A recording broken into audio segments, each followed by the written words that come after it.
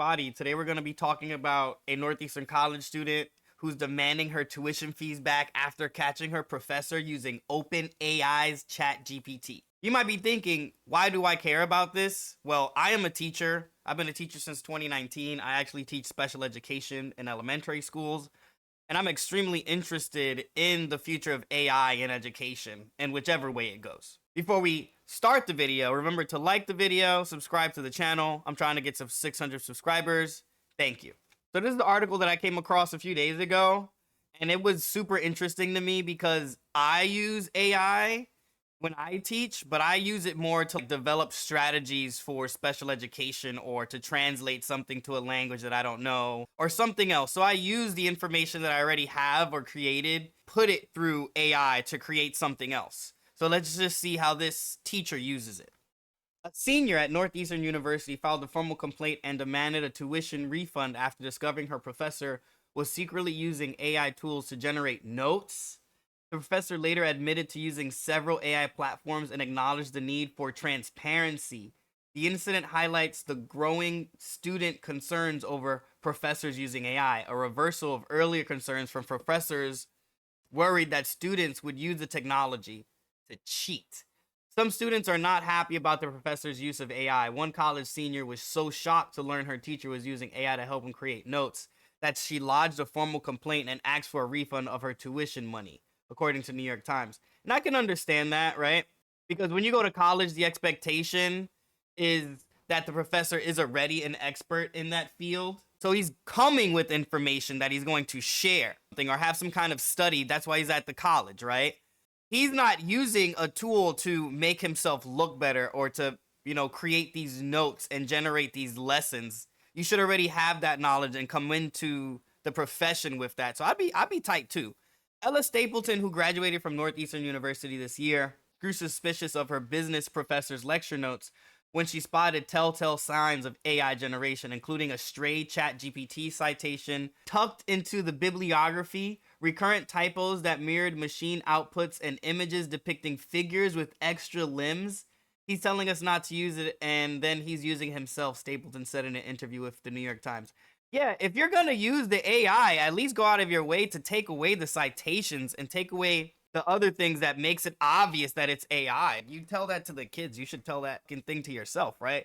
So, I don't mind when a child uses AI. I'll be real with you. I understand that that's a tool that needs to be used right now because it's a tool. What you going to do? It's like us having the internet and not using it. It was right at our fingertips and then forcing us to read books. It's like you just have to adapt, right? But it's how you use that adaptation and how you use that tool. And if you're spending, I don't even know, I think Northeastern is $80,000 a year or tuition. If you're spending $80,000 a year, you expect an $80,000 education, not something you can just get off of ChatGPT yourself. Stapleton lodged a formal complaint with Northeastern's business school over the incident, focused on her professor's undisclosed use of AI alongside broader concerns about his teaching approach, and demanded a tuition refund for that course. That claim amounted to just over $8,000. That's not even that much. After a series of meetings, Northeastern ultimately decided to reject the senior's claim. Okay. Why? The professor behind the notes, Rick Arrowwood, acknowledged he used various AI tools, including ChatGPT, the Perplexity AI search engine, and an AI presentation generator called Gamma in an interview with the New York Times. In hindsight, I wish I've looked at it more closely, he told the outlet, adding that he now believes that professors ought to give careful thought to integrating AI and be transparent with students about when and how they use it. If my experience can be something people can learn from, he told New York Times, then okay, that's my happy spot. Renata Nayul, vice president for communications, Northeastern University, told Fortune, Northeastern embraces the use of artificial intelligence to enhance all aspects of its teaching, research, and operations. The university provides an abundance of resources to support the appropriate use of AI and continues to update and enforce relevant policies enterprise-wide. Okay, so I don't mind, again, like I said before, I don't mind the use of AI because let's say I need to create an example, like a paragraph or a model. I'll give you a perfect example, right? So I need to show examples of reading logs. Am I going to want to sit there and write like 15 different examples of what a reading log should look like? No. I put it through ChatGPT, a book that they're familiar with, like Esperanza Rising, I said, can you give me 3 reading logs, one related to the theme, one related to the setting, one related to the character? And because ChatGPT knows Esperanza Rising, because it's been materialed out, like it's basically a free PDF at this point. The page numbers weren't exact, and the kids picked up on that. They said, hey, Mr. Teacher, those aren't the right page numbers for those characters. But they understood the example. So that's something I have to tweak then. I have to make sure the page numbers are good because the computer program is not good. And that's why I was happy that they were able to do that. They were able to say, no, that didn't happen in page 28 or whatever, because they have. Anyways, that was just something I was proud of, that they were able to catch me on that. But they knew from the example of like, okay, this is what I need to write about when it comes to character models. What am I talking about the character? If I'm talking about kindness, I need to talk about an example that they're talking about kindness. When it's this kind of business stuff, let's say, because again, I used to work in sales, and one of my favorite things when sales was having a good rebuttal, having somebody to get them in the door. You want to have somebody that can do that with you one-to-one experience-wise. I don't want to go to ChatGPT. ChatGPT is not going to be the same as talking to somebody who just got off of work, who's extremely frustrated because they can't, move forward with the business deal or move forward with buying a car because their last car, put them through a hole. Do you have the mental and emotional fortitude to talk this person through their economic situation so then they can come into your car dealership to buy a car, even if their credit might be shit and they know all these problems? Are you able to hustle and bustle a person to get them in? They're probably talking about other things like quarterly receipts and all that other stuff, learning how to like balance a checkbook. I don't know. I don't do business, I do education.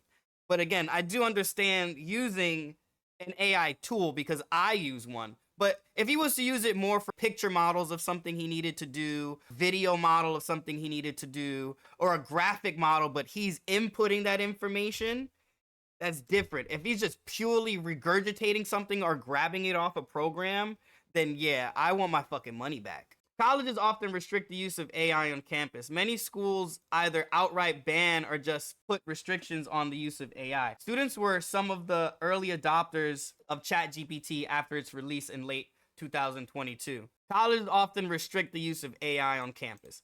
Many schools either outright ban or put restrictions on the use of AI. Students were some of the early adopters of ChatGPT after its release in late 2022, quickly finding they could complete essays and assignments in seconds. The widespread use of the tech created a distrust between students and teachers as professors struggled to identify and punish the use of AI in work. That is still true. It might sound crazy, but I have 5th graders turning in ChatGPT work. When I first started teaching in 2019 and everything basically went digital, a lot of students, they were just copy and pasting straight up projects. And I had to like tell them, I can just easily put your project through Google and I can find exactly where you found it. One of these moms were like fascinated because she never used technology that well. And I had to explain it to her that her son is cheating. Now the tables have somewhat turned. Students have been taking to sites including Rate My Professors to complain about their lecturers' use of overuse of AI. They also argue that it undermines the fees they pay to be taught by human experts. That's exactly what I said. Rather than technology they could use for free. Literally the same shit I said. I literally say that same shit. According to Northeastern's AI policy, any faculty or student must provide appropriate attribution when using an AI system to generate content that is included in a scholarly publication or submitted to anybody, publication, or other organization that requires attribution of content authorship. Basically, just say you're using AI when you're using it. The policy also states that those who use the technology must regularly check the AI system's output for accuracy and appropriateness for the required purpose and revise, update the output as appropriate. Okay, again, it goes back to what I was saying. It has to be an appropriate way of using it. If you're just fucking around and sending people mad AI shit, what are we doing here? What are we really doing? Are you using your expertise to better the people in front of you, or are you just cheating them out of money? Again, I know I'm teaching elementary, but even as an elementary school, elementary, however you want to say it, even in elementary school, when you went to your teacher, that was the expert multiplication or division or anything else. And me as a special education teacher, I have to tell them it's okay not to remember. It's okay to use a tool. I literally use tools daily. I use multiplication charts. I use division charts.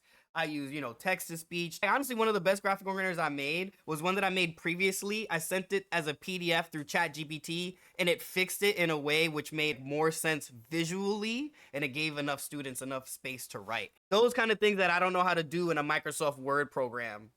it does for me. And then I can take all that data from my students and run it through ChatGPT and it can make a chart for me. But that's things that I'm already doing. That's things that I've already created with my own brain. An idea that I'm putting forth to create and then work on.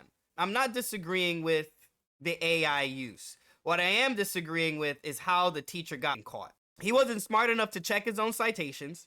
He wasn't smart enough to look at the pictures. And he wasn't smart enough to say, hey, this is what I'm doing with AI. It's okay to use AI. Especially as a professor in a college, you have to say, when is it okay to use and when is it not okay to use? I think it'd be okay to use, let's say I wrote a whole paper and I think this paper is a fucking A+.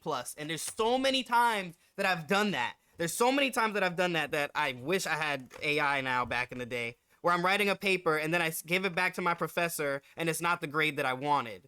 And I can put it through ChatGPT and I can say, hey, look at this paper. Without clearly editing it, what grade would you give it and why? There's nothing wrong with the tool. And I do think that girl should have got her fucking money back. But I can see how the college could debate that. How much AI did he really use? What amount of AI did he use? And how many times can you catch it? If it was only like maybe 10 to 15% of times, then that she can visually catch and see, then that doesn't equal $8,000. But if it was 75% of the time he was using ChatGPT and like his whole fucking textbook that he's using is over ChatGPT, which people have done before, then I can see I want my goddamn money back. Colleges are fucking bureaucratic banks at the end of the day, and they make a ton of money for themselves and their higher ups. But anyways, that was my spiel. What are your thoughts on AI and AI tools? Do you think they're good? Do you think they're bad? Do you think they're gonna... I already think they're changing education. Sometimes for the better, sometimes for the worse. But I don't think it's bad. I don't think it's bad. It's only bad when you use too much of it and you let it lead you. Don't let the fucking tool lead you. A hammer isn't the only tool to build a house. There's so many other tools that come into building a house. Don't use only ChatGPT to make your education possible. Because then you'll find out that some things that it's doing is fucking wrong. All right, that's my spiel. Again, what are your thoughts? I would love to hear them. Type them in the comments below. I look forward to hearing from anybody. See you on the next one. Peace.